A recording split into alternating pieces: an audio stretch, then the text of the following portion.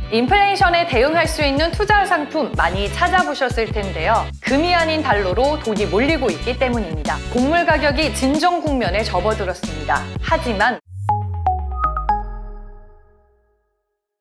안녕하세요. 이번 주에도 ETF 테마노트로 여러분들께 인사드립니다. 진입니다. 오늘은 원자재 테마 얘기를 준비했는데요. 인플레이션의 최대 화두로 원자재가 부상하면서 인플레이션에 대응할 수 있는 투자 상품, 투자자분들도 많이 고민하고 찾아보셨을 겁니다. 인플레이션 해지 수단이 될 수 있는 원자재 관련 내용과 ETF 상품에 대해 말씀드리겠습니다. 이 커머디티라고도 불리는 이 원자재로는 대표적으로 금, 은, 구리, 곡물 등이 있습니다. 이 한마디로 자연으로부터 얻어서 산업에 가공되어 사용되기 전의 상태인 모든 상품을 일컫는 거죠.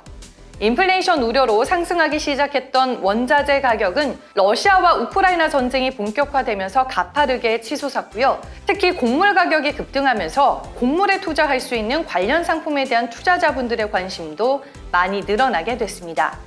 그럼 이제 본격적으로 금, 은을 포함한 원자재 관련 내용들과 ETF 상품들을 하나씩 살펴보겠습니다. ETF 테마노트 시작합니다. 먼저 금 얘기를 해보겠습니다. 이 대표적인 실물 자산인 금은 인플레이션 시기에 해지 수단으로 각광을 받습니다. 하지만 최근에는 금 가격이 하락세를 보이고 있는데요.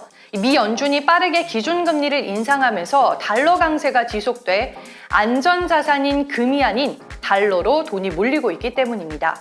이 금은 국채와 달리 이자가 붙지 않는 자산이므로 투자 매력이 상대적으로 떨어질 수 있는 거죠.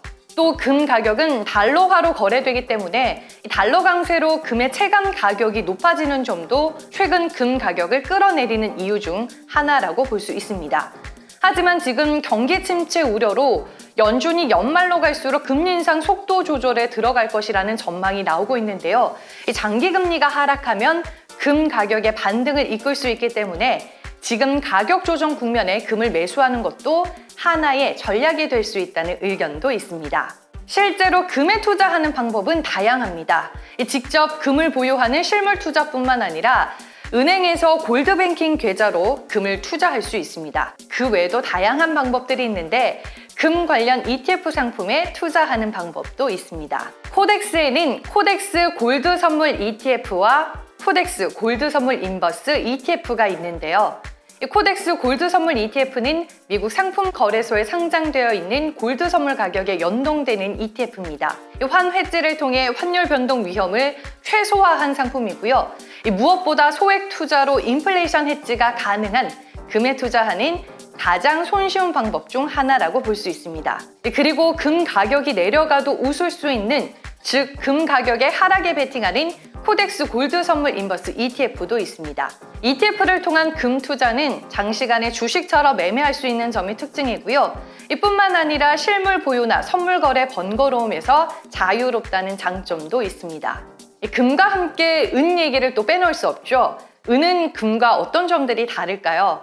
은도 역시나 실물 자산으로서 귀금속이라는 공통점이 있습니다.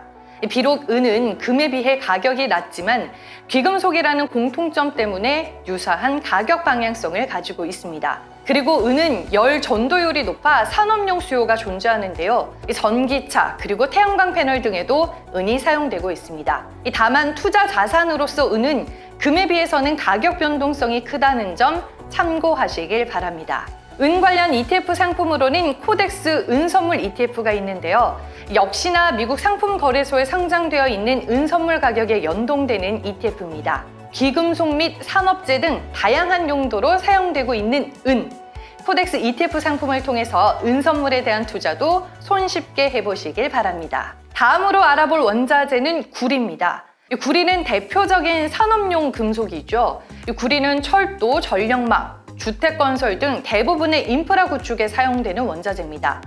바이든 정부의 코로나 위기 극복 및 미국 경제 재건을 위한 인프라 투자가 작년 구리 수요 증가에 한몫을 했고요. 그리고 전기차에도 많은 구리가 필요합니다. 전기차는 내연기관차에 비해 약 4배가량의 구리가 더 들어간다고 합니다.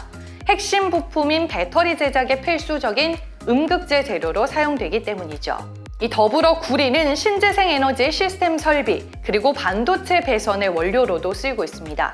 이렇다 보니 구리는 경기 영향을 상당히 많이 받는데요. 최근에 구리 가격이 하락하면서 경기 침체가 다가오고 있다는 우려도 더해지고 있습니다. 실물 경제의 선행 지표로서 닥터 쿠퍼로도 불리는 구리 가격에 투자할 수 있는 코덱스 ETF 상품으로는 코덱스 구리 선물 ETF가 있습니다.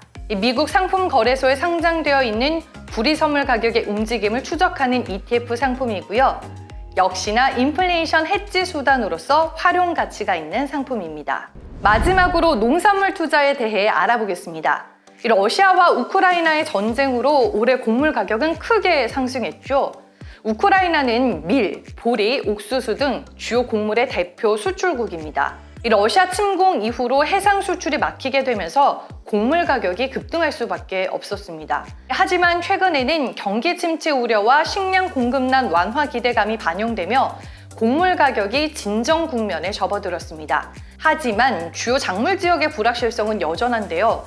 미국 중서부 지역에서는 습한 환경으로 옥수수와 대도 재배가 늦어지고 있고 아르헨티나는 건조한 날씨로 밀 파종이 제약을 받고 있습니다. 그리고 전쟁이 계속되고 있는 우크라이나에서는 다음 농사를 진행할 여건이 아닙니다. 즉, 곡물 공급 위기는 아직 끝나지 않았으며 곡물 가격 상승세는 언제든지 되살아날 가능성이 있다는 게 관련 전문가들의 전망입니다. 그럼 우리는 또 투자자의 관점에서 이를 활용해 농산물 관련 ETF에 관심을 가져볼 수 있을 텐데요. 곡물 가격과 관련한 ETF로는 코덱스 3대 농산물 선물 ETF가 있습니다. 소액으로 대표 농산물인 옥수수, 콩, 밀 선물에 분산 투자할 수 있는 상품입니다. 이렇게 오늘은 원자재 관련 코덱스 ETF 상품에 대해 쭉 알아봤습니다. 원자재 투자는 잘 아시다시피 개별적으로 하기가 조금 번거롭고 힘든 만큼 코덱스 ETF로 자산 배분 차원에서 포트폴리오를 잘 한번 꾸려보시길 바라겠습니다. 현명한 ETF 투자자로 거듭나는 그날까지 진일인 구독자 여러분과 함께하겠습니다. 그럼 다음 주까지 안녕!